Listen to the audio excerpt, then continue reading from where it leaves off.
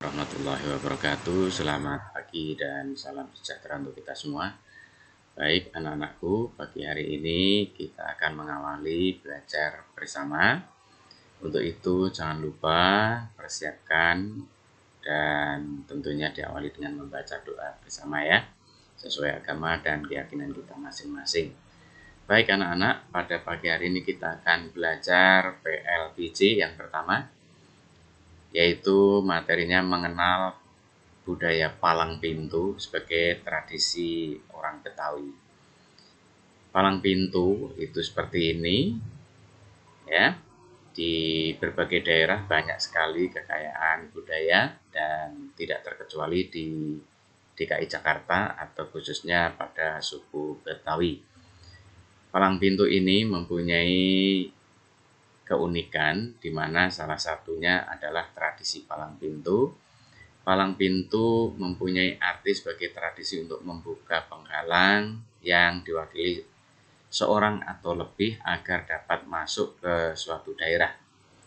Tradisi ini biasanya dipakai pada acara perkawinan atau acara-acara umum di dalam menyambut tamu, khususnya tamu-tamu kehormatan. Biasanya alat-alat yang dibawa dalam acara tersebut hanya kembang kelapa dan alat atraksi silat seperti golok serta membawa tim pemusik rebana kecimpring. Kostum yang digunakan juga tidak jauh berbeda seperti halnya pada acara perkawinan, yaitu baju koko. Di dalam budaya Betawi disebut sadariah. Jadi sadariah itu adalah baju koko khas Betawi dengan celana kolor panjang dan baju ujung serong pada beberapa orang palang pintu saja. Menguji kemampuan pendatang. Makna atau maksud dari budaya palang pintu adalah untuk menguji kemampuan pendatang. Untuk acara perkawinan, tradisi palang pintu berguna untuk menguji ilmu dari pengantin laki-laki atau untuk kenapa berani mempersunting mempelai perempuan. Pada dasarnya, jawara suatu daerah pasti akan menguji kemampuan kita sebagai pendatang setiap kita pergi ke kampung lain. Jika nggak bisa ngalahin jawara, dia nggak boleh kawin, walaupun dia sama-sama suka. Ini kata seorang tokoh Betawi. Proses palang pintu. Tradisi ini terdapat beberapa orang melakukan proses tersebut terdiri atas 2 jagoan dari pihak perempuan, 1 jagoan dari pihak laki-laki, 1 orang juru pantun dari masing-masing pihak, 3 pembaca sholawat dustur, 1 pembaca sike, dan tim musik yang memainkan alat musik rebana kecimpring untuk mengiringi mempelai laki-laki. Nah, rangkaiannya ini tolong diingat apa aja yang ada di budaya palang pintu Betawi. Syarat utama mempelai laki-laki mempersunting seorang perempuan ada 2, yaitu bisa mengalahkan jawara dan pintar dalam mengaji. Jadi diketahui mempunyai budaya 2 hal, kuat secara fisik, kuat secara mental artinya. Laki-laki jika berada di rumah berkewajiban untuk pandai mengaji agar bisa menjadi kepala keluarga yang baik. Sementara jika di luar, laki-laki harus pandai bersilat agar bisa melindungi keluarganya. Tidak boleh asal mukul saja, makanya harus belajar ngaji sebelumnya. Ini juga penjelasan dari seorang tokoh dari Betawi. Selain itu, terdapat tahapan-tahapan dalam menjalankan proses palang pintu, yaitu sholawat dustur, beklai, dan lantun sike. Terdapat unsur silat. Jadi di dalam palang Betawi ini yang menonjol adalah silatnya. Dalam tradisi palang pintu juga terdapat unsur bela diri, yaitu silat. Jenis yang dipakai adalah silat cingkrik dari wilayah Rawabelong, daerah Sukabumi Utara, dan Kebonjeruk, Jakarta Barat. Sekilas terlihat seperti tarian, Akan tetapi kecepatan tangan dan kaki membuat kita yakin seperti sungguhan.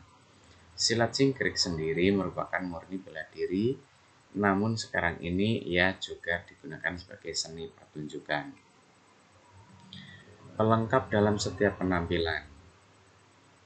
Biasanya diambil bunga kelapa dari pohon kelapa karena semua bagian pohon kelapa yang ada dapat digunakan mulai dari akar hingga buahnya.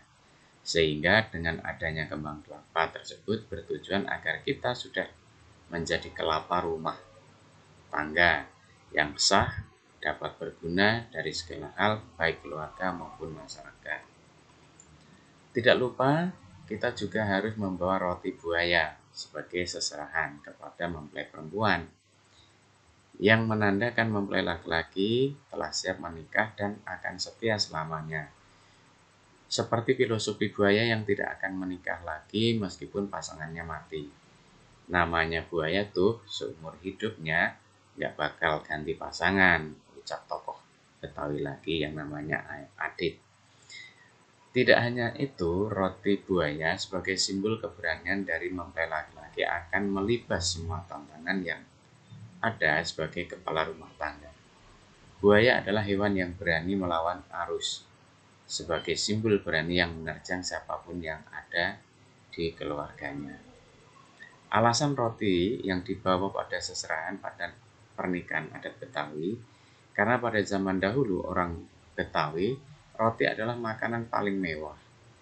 Pada zaman itu, hanya orang Belanda saja yang memakan roti, dan orang Betawi hanya memakan jenis umbi-umbian seperti singkong, ubi, dan lain-lain. Penampilan saat beraksi. Penampilan saat beraksi harus sangat diperhatikan, terutama masalah pakaian. Kostum yang dikenakan para pemain palang pintu terdiri atas pakaian adat Betawi sehari-hari. Untuk laki-laki adalah baju koko sadaria, baju koko Betawi berwarna polos, sedangkan pada bagian bawah memakai celana panjang dengan corak batik yang dengan warna dasar putih, coklat atau hitam. Sebagai aksesoris atau pelengkap, memakai pelekat berupa sarung yang ditaruh di pundak atau peci hitam. Nah, sudah dijelaskan panjang lebar mengenai palang pintu. Apa itu palang pintu? Yaitu salah satu adat Betawi di mana dipakai ketika menjamu atau menyambut tamu istimewa. Biasanya yang paling sering menggunakan palang pintu adalah pada peristiwa hajatan pengantin. Tadi sudah dijelaskan mengenai filosofinya, sudah dijelaskan tahapannya, tata caranya, langkahnya, apa yang dilakukan, berapa orang, pakaiannya seperti apa, bawaannya seperti apa, kemudian maksud dan tujuannya apa. Baik anak-anak, karena sudah dijelaskan panjang lebar, untuk itu coba kalian jawab pertanyaan berikut. Apa saja nilai luhur prosesi palang pintu? Jadi kalian mencari apa nilai-nilai luhur yang terkandung di dalam palang pintu. Kalian boleh baca ulang teks di atas untuk mencari jawabannya dan bisa kalian kembangkan sendiri. Yang kedua, apa saja pekerti teladan dalam proses palang pintu? Apa yang wajib diteladani? Yang ketiga, tuliskan 3 nilai luhur yang terkandung dalam upacara adat Betawi, ya khususnya adat perkawinan. Saya rasa cukup jelas ya. Maka selamat untuk mengerjakan dan semoga menambah wawasan kita mengenai budaya nasional khususnya budaya Betawi. Selamat mengerjakan.